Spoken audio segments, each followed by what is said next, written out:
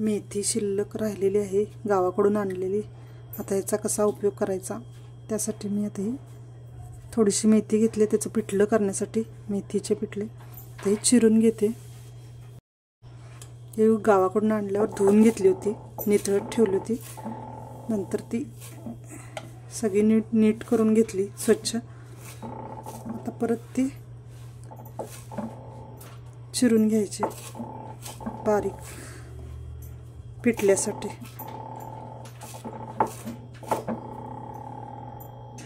भाजी चिरून घेतलेली आहे, पुन्हा पाण्यात घालते मी, काही राहू नये, चिकटू नये, स्वच्छ निघावं म्हणून.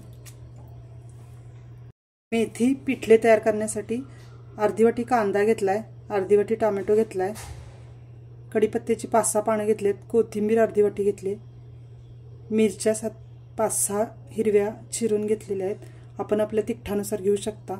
लसूण 7-8 पाकळ्या घेतलेल्या आहेत बारीक चिरून. हिंग 1 चिमूटभर घेतलेला आहे. धनेपूड अर्धा चमचा, जिरेपूड अर्धा चमचा, हळद अर्धा चमचा, मोहरी जिरे फोडणीसाठी अर्धा चमचा घेतलेला आहे.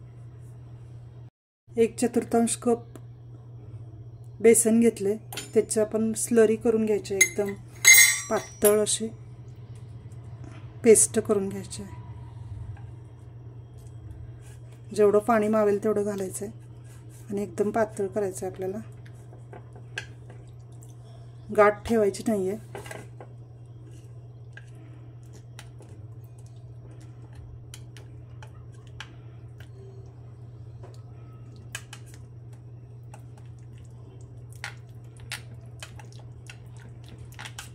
पाणी लागत असलं तर पाणी थोडं घालायचं आहे.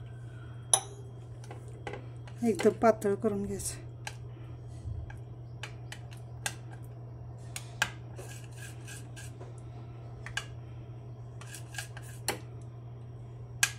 पूर्ण असं पातळ केलं की छान होते पिठलं मेथीचं.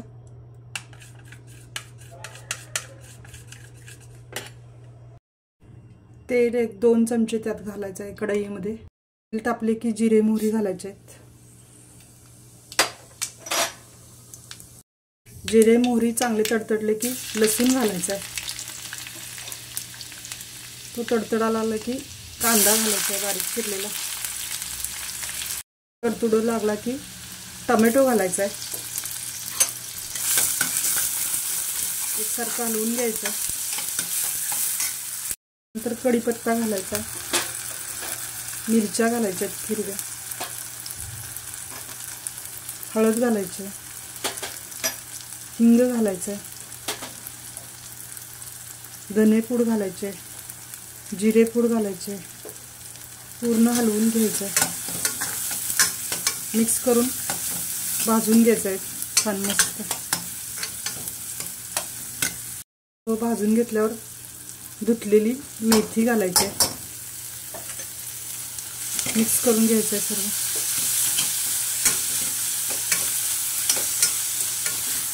मीठ 1 चमचावर घालायचं आहे. आपण आपल्या गरजेनुसार घालू शकता, आवश्यकतेनुसार. परत हलवून घेऊन 2 मिनटं मेथी शिजू द्यायची आहे. 1-2-3 मिनटं. मेथी भाजत आल्यानंतर त्याच्यामध्ये पाणी घालायचं, जेवढं आपल्याला पिठलं करायचं आहे तेवढं पाणी घालायचं. मेथीची भाजी बाकी सगळं शिजत आलेलं आहे. तर त्यात आता मी हे उकळी आल्यानंतर पिठलं स्लरी करून ठेवली होती ती घालायची आहे आणि पूर्ण हलवून घ्यायचं असं.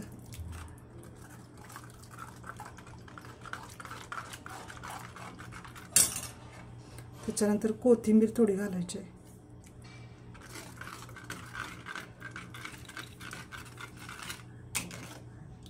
थोडंसं घट्ट आपल्याला जेवढं पाहिजे तेवढं घ्यायचं आहे. मी थोडं घट्ट होईपर्यंत गॅसवर हलवत राहणार आहे, म्हणजे ते चांगलं एकजीव होते.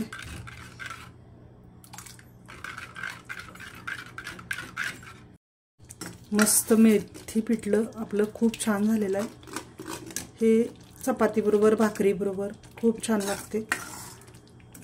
ताजी ताजी भाकरी करायची मस्तपैकी, पिठल्याबरोबर खायची, छान सुंदरच लागते. मी सर्व करण्यासाठी घेत आहे।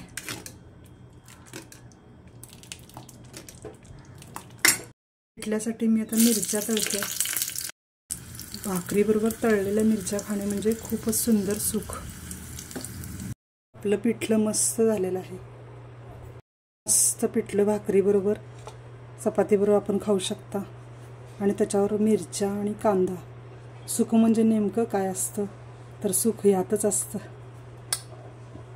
तुम्हाला हा व्हिडिओ आवडला असेल तर व्हिडिओला लाईक करा, नवीन असाल तर सबस्क्राईब करा। धन्यवाद।